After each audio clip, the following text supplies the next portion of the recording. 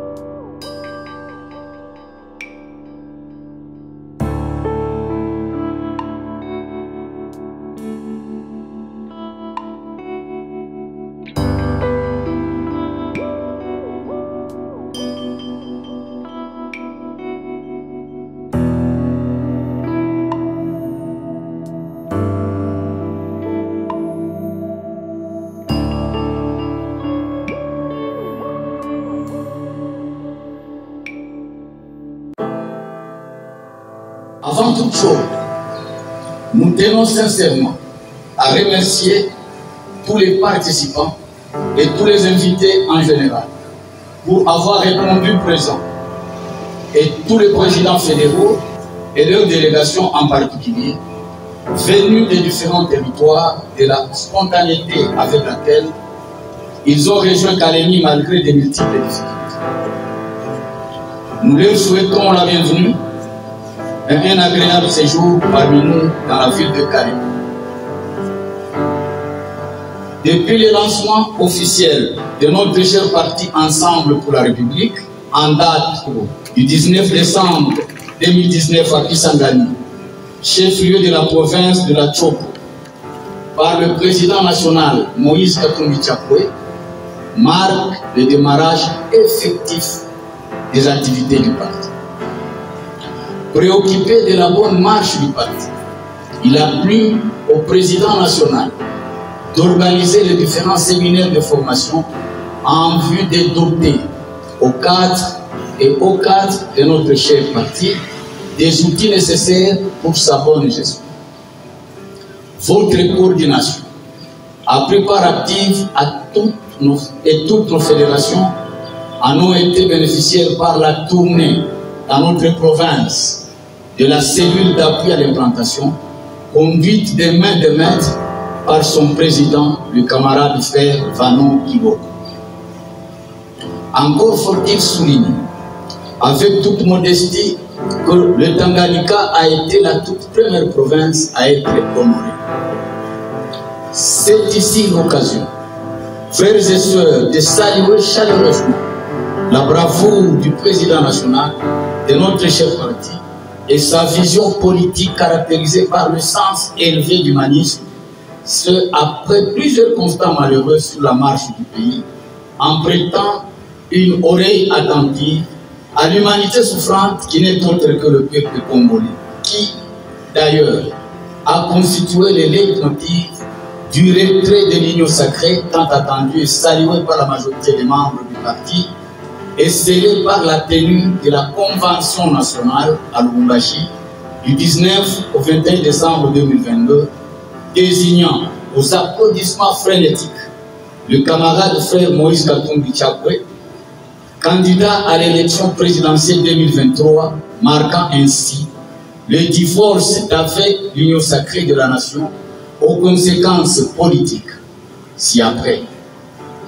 La démission dans les institutions politiques, tant nationales que provinciales, de certains ministres nationaux et les ministres provinciaux, ainsi que le commissaire provincial Dio Katanga, qui ont fait montre de fidélité et de loyauté vis-à-vis du parti. Nous les saluons en passant, bien entendu, avec une pointe de même fidélité et de même loyauté dans la voie. Nous citons Son Excellence Christian Mando Simba Kabulo, alors ministre d'État et ministre national du plan. Son Excellence Chérubin Okende, alors ministre national du transport et voies de communication. Son Excellence Madame Véron Kourou Kilumba, alors vice-ministre national de la Santé. Son Excellence Christian Momad Kaboulou, alors ministre provincial du budget du Haut-Katanga. Et son Excellence Madame Cécile Kalaba, alors commissaire provincial aux affaires foncières dans le Haut-Katanga. Ensemble se veut alors une machine politique redoutable. À la tête, notre président national, avec ses qualités managériales éprouvées par la bonne gestion de la res publica dans la province du Katanga, devient ainsi un personnage politique incontournable sur lequel se fonde l'espoir du peuple congolais pour galvaniser tous ses efforts en transformant ses difficultés en opportunités et de l'opportunité en richesse pour le plus avoir et le bien-être de tous les Congolais pour un lendemain qui chante. Et pris de passion pour la bonne marche du parti Ensemble pour la République, le président national a récemment procédé à la nomination des hauts représentants du parti pour renforcement et amélioration de sa gestion dans les différentes régions, parmi lesquelles la région du Grand Katanga, à savoir le Haut-Katanga, le Haut-Lomami, le Lualaba et le Tanganyika.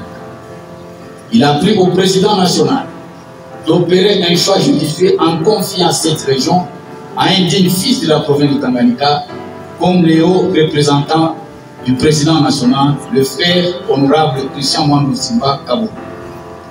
La coordination provinciale réitère ici ses vives et sincères félicitations.